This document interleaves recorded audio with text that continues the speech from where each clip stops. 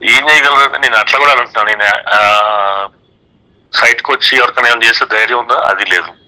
నేను రాణిస్తాను నేను issues ఇట్లున్నాయి. Society cancel అయిపోయింది. మీకు తెలియకపోతే 15 రోజుల క్రితం సొసైటీని క్యాన్సిల్ చేసాం.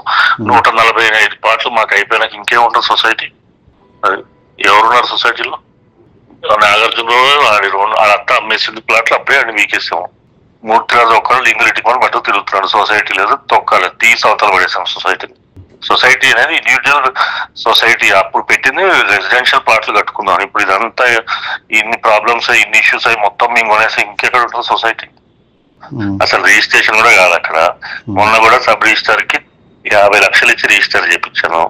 మొన్న లాస్ట్ వీక్ డాక్యుమెంట్ మీరు చూడండి, బొబ్బా మురళీకృష్ణ 50 లక్షలు ఇచ్చాం.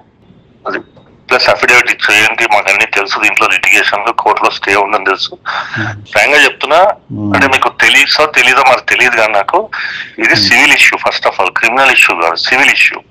సివిల్ లో ప్రాపర్టీ అనేది ఉంటే ఇష్యూ, కానీ ప్రాపర్టీ మనిషే లేకపోతే ఇంకా కేసు ఏంటి? ప్రాపర్టీ లేకపోతే ఇంకా కేసు అని. ఇంకోటి ఆల్రెడీ డెవలప్మెంట్ ఇచ్చిన వాళ్ళు 5 చచ్చిపోయారు ఇప్పటికి. ఇంకొక 2-3 బీకారు అనుకోండి, కోర్టు జడ్జే కొట్టి పడేస్తుంది. మనుషులే లేరు, ఇంకేముంది సబ్జెక్ట్. జరుగుద్ది, ఎట్లానా గ్యారంటీ జరుగుతుంది. 5 రోజుల నుంచి కోర్టులో హైకోర్టులో స్టే కూడా తీసుకొచ్చాము. ఎందుకు? నేనే ఇంకోటి కూడా చెప్తానండి, అయ్యేది ఏం లేదు, పోయేది ఏం లేదు. ఈ సబ్జెక్ట్ లో 143 ప్లాట్లు కొన్నాక ఇక మాకు అయ్యేది ఏమీ లేదు. ఇందులో వీటికి ఏం భయపడను నేను. ఈ టాటా చెప్పులకి మీరు 7 ఏళ్ళ నుంచి చూస్తున్నారు. మీరు చూస్తున్నారు, 7 ఏళ్ళ నుంచి చూస్తున్నారు. మేము ఎవరికి భయపడలేదు, ఎవరికి లొంగలేదు కూడా.